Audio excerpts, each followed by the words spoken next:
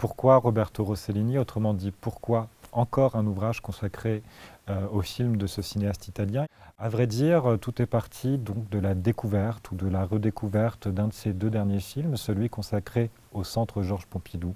Et à partir de là, il m'a paru assez important de revoir, de remonter, depuis le dernier film, de remonter la filmographie de Rossellini et de reconstruire un circuit en étant attentif à certains enjeux et d'approfondir certains aspects qui existent dans sa filmographie. Alors c'était le Maître en marche qui m'intéressait pour un livre qui s'intitule Itinéraire de Roberto Rossellini, mais aussi cette phrase qui est une réponse à une demande de définition, encore une demande de redéfinition du néoréalisme italien. Ce texte, ce volume, convoque à la fois des textes de chercheurs qui ont déjà écrit sur l'œuvre de Rossellini, mais aussi de jeunes chercheurs qui ne sont pas a priori de grands spécialistes de Rossellini, des chercheurs universitaires, d'écoles d'art français, italiens, qui s'engagent dans des pistes, qui reviennent, qui participent à un nouveau circuit, ou un circuit en tout cas, dans l'œuvre, dans la filmographie de Rossellini. Ce livre est accompagné d'un DVD qui comporte deux films, un documentaire, donc La Dernière Utopie, qui est un documentaire de Jean-Louis Comolli, qui se concentre sur la télévision comme dernière utopie. Et dans ce DVD, il y a aussi un entretien avec Adriano Apra qui est un des grands, sinon le grand spécialiste italien de l'œuvre de Rossellini.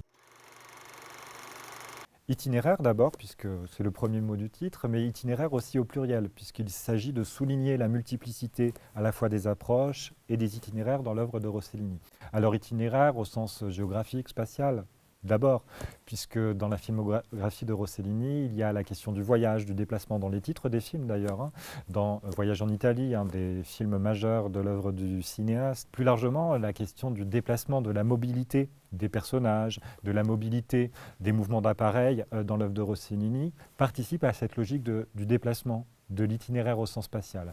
Peut-être d'une manière un peu plus complexe, itinéraire aussi temporel, en ceci que l'œuvre de Rossellini concerne plusieurs époques et procède non seulement à une approche qui peut être historique, notamment dans la dernière partie de sa carrière, de son œuvre, mais aussi qui permet d'avoir une réflexion sur le temps.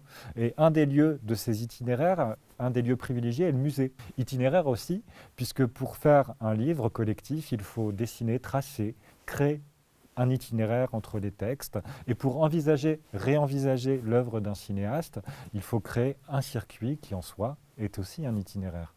Alors le deuxième mot-clé est montage. C'est un choix qui peut d'ailleurs surprendre, puisque traditionnellement, les films de Rossellini ne sont pas étudiés en fonction de cette notion de montage.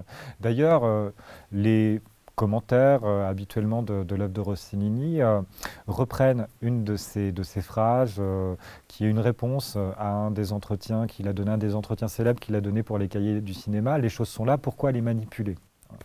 Mais en réalité, si on se concentre vraiment, si on est attentif à l'œuvre même de Rossellini, on s'aperçoit que le montage, la question du montage est absolument déterminante dans sa filmographie, dans ses films. À ce titre, à cet égard, la formule célèbre de Rossellini, les choses sont là, pourquoi les manipuler, est une réponse qu'il a donnée au moment où il travaillait sur India, ou sa série de films italienne et française consacrée à l'Inde. Et dans ce film, précisément, la question du montage est particulièrement novatrice, notamment fondée sur la question de réemploi de plans et d'images. Donc des beaux voyages, des beaux montages, mais tout ça pour dire au fond que la question du montage est absolument déterminante dans l'esthétique de l'œuvre de Rossellini. Enfin Fabrique, non seulement parce qu'il s'agit du titre de la collection qui accueille cet ouvrage, La Fabrique de l'œuvre, mais surtout parce que la singularité de ce livre, c'est qu'il allie, qu'il conjugue à la fois une approche esthétique et une approche du côté de la technique, du faire, de la fabrication du film. Cette question de la fabrique, de l'éthique, de l'esthétique, ce sont des questions importantes pour le cinéma contemporain, parce que une des réflexions que propose cet ouvrage, c'est que fabrique le cinéma de Rossellini, que continue-t-il de fabriquer pour notre époque, pour les cinéastes contemporains? Au grand public, puisqu'il s'agit d'un guide de voyage. Alors je vous l'accorde, un guide de voyage un peu particulier parce qu'il s'agit d'un voyage dans la filmographie de Rossellini, il s'agit de traverser les films de Rossellini. Alors plus précisément, il faut tout de même hein, que le lecteur soit un peu cinéphile, en tout cas qu'il ait de la curiosité pour l'œuvre du cinéaste italien. Non pas nécessairement une connaissance intégrale de sa filmographie, mais en tout cas qu'il soit curieux de son cinéma.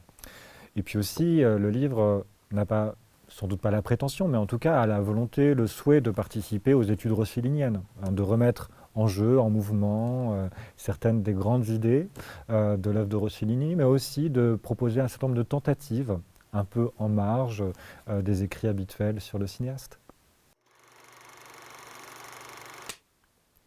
Que souhaiter à ce livre, évidemment, d'être lu, hein, comme on peut souhaiter au film de Rossellini d'être encore et toujours vu et redécouvert.